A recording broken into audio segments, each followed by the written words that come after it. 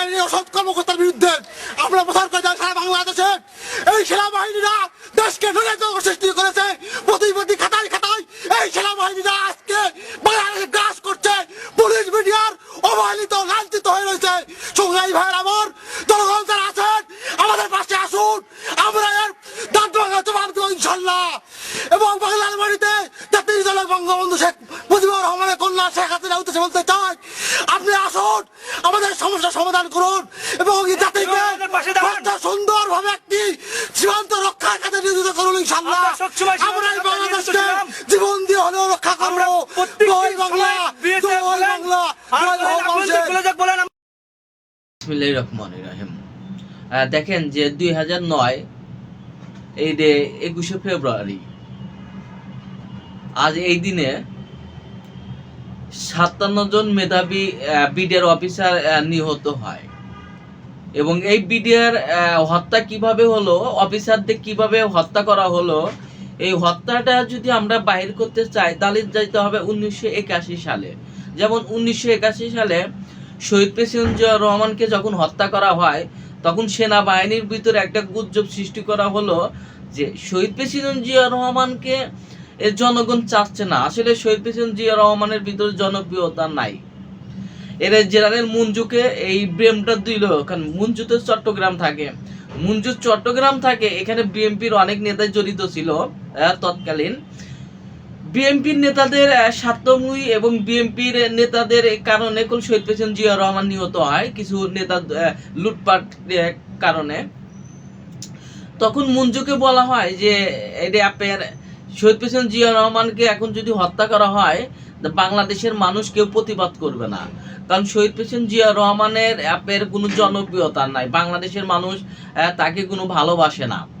কিন্তু যখন শহীদ প্রেসিডেন্ট জিয়াউর রহমান হত্যা হয় তার 10 মিনিটের মধ্যে মানুষ, যখন বাংলাদেশের মানুষ জানতে পারে একজন জনপ্রিয়তা প্রেসিডেন্ট মারা গেছে, তখনই সাধারণ মানুষ রাস্তায় নেমে আসে। এবং সাধারণ মানুষের রাস্তায় নেমে আসার কারণে আপনার জেনারেল মঞ্জুকে হত্যা করা হয়, বা আরো যারা জেনারেল যারা ছিল, ব্রিগেডিয়ার জেনারেল বা কর্নেল যারা জড়িত আছে তাদেরকে হত্যা করা হয়।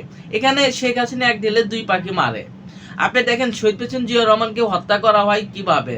আপনার বর্তমান যে রাষ্ট্রপতি শাহাবুদ্দিন চুন্নু, মতিউর রহমান এটা মিন্টু এবং ব্রিগেডিয়ার শাফাত জামিল 21 এবং 47, 57 যে শেখ মুজিবের অনুগত মুক্তি বাহিনী, তাদের একটা মিটিং হয়। এই মিটিংয়েই গল্পটা তৈরি হয় যে শহীদ প্রেসিডেন্ট জিয়াউর রহমানকে কিভাবে হত্যা করা হবে, এই হত্যা করার পরে ঢাকার পরিস্থিতি কিভাবে তৈরি হবে এবং চট্টগ্রাম এবং ঢাকার পরিস্থিতি তৈরি হওয়ার পরে এই পরিস্থিতি কিভাবে সামাল দেওয়া হবে। তাহলে একটা জিনিস দেখেন, আবার আমরা যদি দেখি যে যেমন আপনার প্রেসিডেন্ট ক্যামেরুনকে যখন হত্যা করে, আমেরিকার এক প্রেসিডেন্টকে হত্যা করে কে সিমরান। এই সিমরানের মাইন্ড যদি নেই যে প্রেসিডেন্টকে আপনি কেন হত্যা করলেন, আপনার মাইন্ডসেট কি, দেখেন তার ব্রেন নিয়ে যদি গবেষণা করা হয় ব্রেন এক্সপ্রেশন তৈরি কিভাবে করা হয়। বা আপনার জাপানের প্রেসিডেন্ট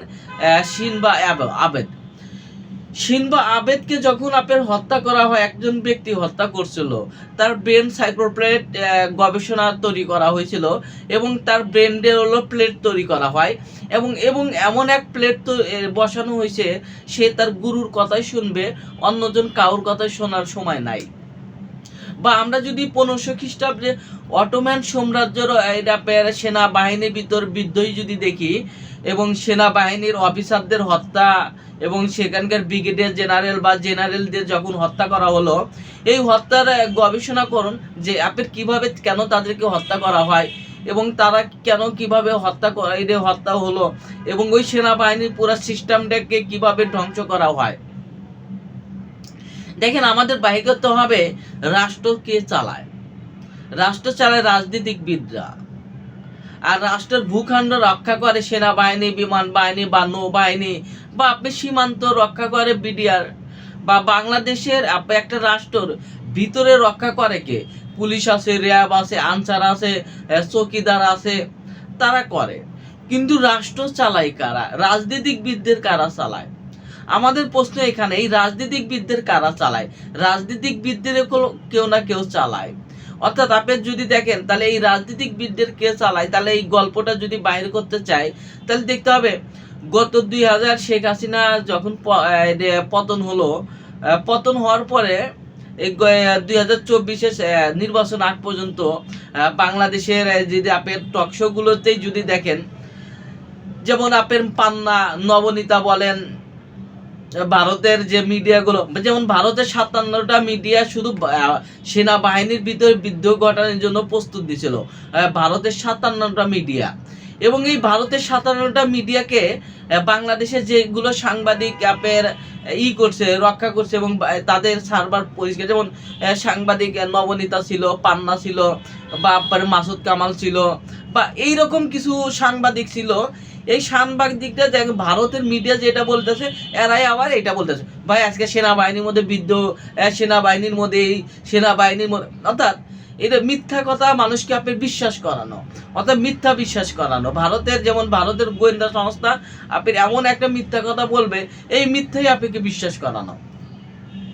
হতে পারে সুন্দরীর নায়িকা বা সুন্দরী মডেল, অর্থাৎ আমরা সুন্দরী পাগল। যেমন পুরুষ মানুষ, একটা নারী যদি সুন্দর নারী যদি হেঁটে যায়, যে আপনার বৃদ্ধ মানুষ এবং সে যদি 80 বছরও হয়, ওই নারীর পেলে একটু চাইতে মনে চায় যে আহা অনেক সুন্দর নারী। এটা আপনার স্বাভাবিক। এই যে আপনার এইরকম সুন্দর নারী, এটা আপনার সুন্দর বুদ্ধিজীবী, বদমাইশ বুদ্ধিজীবী আছে কিছু। একটা শুধু ভারতের গোয়েন্দা সংস্থা এখানে যে খেলতেছে এটা মেটার না, এখানে আমেরিকার গোয়েন্দা সংস্থা সিআই খেলতেছে, রাশিয়ার এএসবি খেলতেছে, আপনার পাকিস্তানে আইএসএস খেলতেছে, বা চীনের গোয়েন্দা সংস্থা খেলতেছে। দেখেন এখানে একটা রাষ্ট্র, কারণ বাংলাদেশ এমন একটা রাষ্ট্র যেখানে আপনি শহীদ প্রেসিডেন্ট জিয়া রহমানের রাজনীতির রূপরেখায় যদি দেখেন যে বাংলাদেশ কেন প্রয়োজন, আঞ্চলিক রাজনীতির ক্ষেত্রে, ভূ রাজনীতিকের ক্ষেত্রে, এই ভূ রাজনীতিকের ক্ষেত্রে বাংলাদেশকে প্রত্যেকটা রাষ্ট্রের প্রয়োজন। সেটা রাশিয়া হোক, চীন হোক, এই রে পাকিস্তান হোক, বা বাংলা এই রে ভারত, তো আপনার তারা স্বাধীন, পাকিস্তানের থেকে স্বাধীন করছে তাদের নিজস্ব তৈরি করার জন্য। পাকিস্তানের সাথে ভাগ করছে হলো ভারতের হলো তাদের এই কথা শোনার জন্য, এটা স্বাভাবিক। অন্যদিকে আমেরিকা গোয়েন্দা সংস্থা সিআইও তো চাইতেছে যে আপনার মায়ানমার বা আপনার ভারত বা নেপাল, ভুটান বা এই রাষ্ট্রগুলোকে সম্পর্ক তৈরি করতে বাংলাদেশকে বেশি প্রয়োজন। কারণ বাংলাদেশের রাষ্ট্র এতই আপনি দেখেন যে পশ্চিম দিকে দেখেন, পশ্চিম দিকে আপনি যান, আপনার মায়ানমার পারবেন, রাশিয়া আপনার পাকিস্তান পাবেন, বা আপনার আফগানিস্তান, এদের ইরান বা সৌদি আরব বা এইগুলো রাষ্ট্র পাবেন। আবার উত্তর দিকে যান, এই বঙ্গোপসাগর, শুধু সাগর পাবেন। আবার দক্ষিণ দিকে যান, আপনার মালয়েশিয়া, সিঙ্গাপুর বা থাইল্যান্ড এইগুলো পাবেন। বা ভারত তো বাংলাদেশের 3 পিলেই আছে। তাহলে দেখেন যে তাহলে এই যে বিডিআর কিভাবে মাইরা ফেলাইলো, অর্থাৎ আমাদের দেশের যে মেধাবী সন্তানরা, এই সন্তানদেরকে কারা মাইরা ফেলাইছে। দেখেন যে আমরা যদি রাষ্ট্র চালাই হলো গোল টেবিল মাধ্যমে, অর্থাৎ আপনি প্রত্যেকদিন দেখবেন, প্রতি সপ্তাহে বা মাসে দেখবেন যে গোল টেবিল বৈঠক হয়। এখানে উপস্থিত থাকে ব্যাংকের যেমন চেয়ারম্যান থাকে, এখানে উপস্থিত থাকে জেনারেল থাকে বা বুদ্ধিজীবী থাকে, এখানে উপস্থিত থাকে আপনার সাংবাদিক, এখানে অর্থনৈতিকবিদ, আপনার পরিকল্পনাবিদ। এই যে বিদরা, যে গোল টেবিল, এই গোল টেবিলেই বৈঠক হয় যে রাষ্ট্র কিভাবে চলবে, কাকে হত্যা করা হবে, কোন অফিসারকে হত্যা করা হবে, কাকে এনকাউন্টার করা হবে, এখানে নির্ধারিত হয় ওই গোল টেবিলেই। দেখেন যে বিডিআরের যে আপনার এটা বর্তমান যে কমিশনার, এই যে সাবেক বিডিআরের প্রধান যে কমিশনার, এই কমিশনার রিপোর্ট উন্মুক্ত করতে হবে এবং ওই কমিশনার রিপোর্ট আরো দেখতে হবে খলিলুর রহমান যে আসলে কমিশনার রিপোর্ট কি দিছে। কমিশনার রিপোর্ট দেখার পরে এটা আরো এটা ভালো করে জানা যাবে যে কমিশনার রিপোর্ট সে কতটুকু তদন্ত সঠিক করছে বা তদন্ত কতটুকু সঠিক ছিল। কারণ আসল এই অপরাধী, আসল কালপিট কারাই, কালপিটেই বাই করতে হবে। দেখেন যে কালপিট যদি না বাই করতে পারেন, তাহলে দেখেন যে ভবিষ্যতে আরো সেনাবাহিনীর অফিসারকে হারাতে হবে, বা আরো বিডিআর এর অফিসারদের মেধাবী সন্তানদের হারাতে হবে। অর্থাৎ তাদেরকে যদি বাঁচাতে চান, সেনাবাহিনীর অফিসারদের যদি বাঁচাতে চান, বিডিআর এর অফিসারদের যদি ভবিষ্যতে বাঁচাতে চান, তাহলে অবশ্যই এই আসল কালপিটকে বাইর করতে হবে। যে যেমন ভারতে যেমন গত ১.৫ বছর যে এই যে মিডিয়াগুলো দেখেন, যে আমরা কিছু মিডিয়াকে এই করুন যে তারা সেনাবাহিনীতে কিভাবে গুজব তৈরি করছিল। একমাত্র সেনাপ্রধান যে ওয়াকারুজ্জামান, এই ওয়াকারুজ্জামানের জন্য বাংলাদেশের সেনাবাহিনীতে বিদ্রোহী হয় নাই।